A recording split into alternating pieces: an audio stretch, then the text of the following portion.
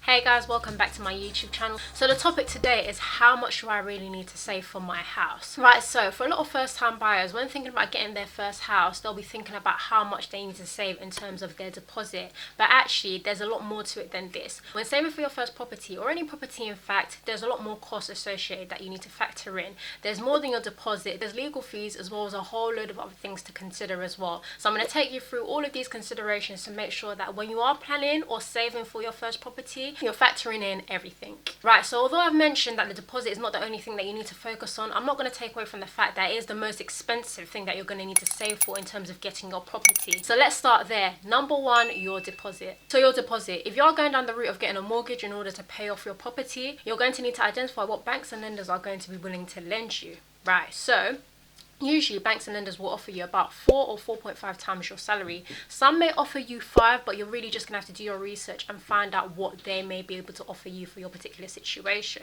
So let's say you're on a 40k salary. Based on the 4 or 4.5 times your salary, let's say a lender is telling you they can only give you £160,000. If you as an individual know that you cannot save more than £20,000 or £40,000 worth of a deposit, then there's no use in you looking at properties that are worth more than £200,000 because you're just not going to be able to get it. And why do I say that? Because your deposit basically needs to make up the balance of what's left after what the bank or lender gives you. So for example, your property is worth £200,000, right? And the bank said they're going to give you £180,000. You need to come up with that 20k deposit, otherwise it's just not going to work out. So hopefully that makes things a bit clearer and you understand where I'm coming from. So let's take another example. If you maybe had your eyes set on a property that was worth £300,000, you're going to have to put up a much higher deposit, because if they're saying they're only going to give you £160,000, then you're going to need to find £140,000 somewhere for your deposit. You see how it balances out? If you know you're somebody that cannot get that kind of deposit, or you know that you can't save that much, then your alternative may be to partner up with somebody and get the property together. This is where it's good to have a spouse or other half that you can share this with, and more times this will be the case because properties are just so expensive nowadays. In addition to identifying what your deposit figure actually looks like, hopefully you've now identified the type of property that you can afford to get, the location that you can buy in, and the overall total value of the property. The second thing that you need to remember to save up for when getting your first property is your legal and conveyancing fees. So this covers all the legal paperwork, documentation, and contracts basically. I remember my conveyancing fees came up to about £1,100. So I would definitely say that this is a kind of good figure to keep in your mind in terms of what your legal fees will look like. The third thing that you want to remember to save for is mortgage product fees.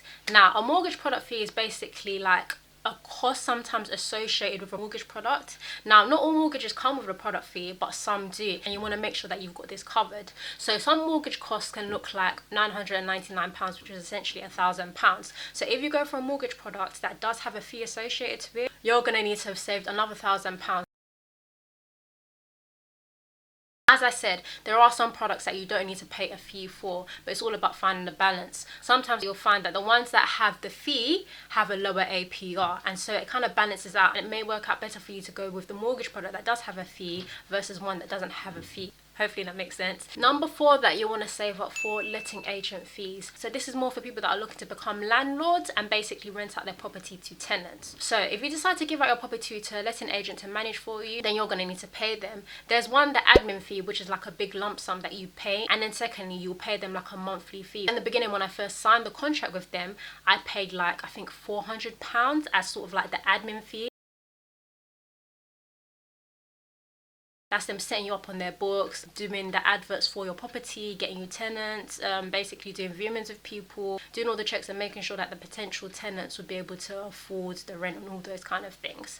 So yeah, that's another thing that you definitely want to make sure that you save up for. The fifth thing that you want to make sure that you remember to save up for is 2 months worth of mortgage payments. Okay, so I say this because you never know what's really going to happen in life. There's so much uncertainty, especially with this COVID situation that's currently ongoing. There's a lot of uncertainty with employment, so on and so forth, and therefore you want to make sure that you are covered. And that's why I say save up 2 months worth of mortgage payments. In particular, if somebody that is looking to do a buy-to-let, you want to make sure that you've got savings that add up to 2 months worth of mortgage payments, because you don't know if you're going to get tenants in straight away. So you don't want to be thinking that, oh yeah, I'm getting a buy-to-let, there's going to be tenants in there from day one, because that may not be the case. So you want to make sure that you are covered. So obviously mortgage payments will vary based on how much the value of your property is. For me, my mortgage payments are like £500. Therefore, I made sure that I had £1,000 allocated for that side of things as well. Thing number 6 that you want to make sure that you've also saved up for as a first time buyer: work to be carried out on the property. So ideally you find a property that requires no work whatsoever.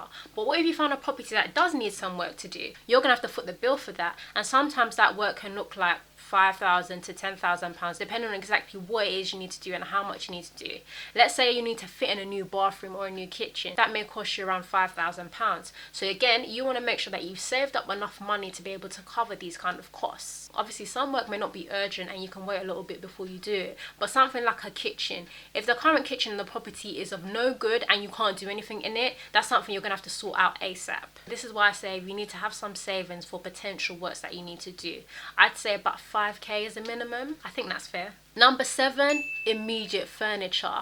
Now I know so many people overlook this. Even I overlooked it. But luckily, because I was doing it to rent it out to tenants, I didn't need to furnish it. So I was okay. But if you're buying this property as a residential for yourself, you're going to need to remember that you're going to need a bed in there. You're probably going to need a sofa in there. You're going to need some curtains in there ASAP. So you want to make sure that, again, you've got some funds saved aside for this. What the cost of that may look like will vary from person to person. But I'd say you need at least like, I don't know, maybe 3-4 grand to start you off initially anyway. And now finally, the 8th aspect of what you need to save up for when getting your first property, or any property in fact, you want to make sure that you've got at least 3 months worth of expenses in your savings. So this is like your monthly outgoings, those things that you need to pay for, bills, all the essentials that you know that month to month you cannot get by without and you're gonna have to pay for some way or another. So you need to identify what that figure looks like for you in terms of your monthly expenses and make sure that you have 3 times that, because we never know what's gonna happen. Obviously we don't pray or hope for the worst, but you just never know. So anyway guys, those are 8 things from me that I personally believe that you need to save up for when getting your first property. It's more than just your deposit. There are other costs associated with the house which I've just covered with you and hopefully makes a lot of sense. So I'm just going to do a quick calculation based on some of the exemplary figures that I use just to show you what costs may look like and give you an overall figure of what you'd actually need to save versus what you thought you may have needed to save in terms of the deposit. So based on all the things that I've covered in this video,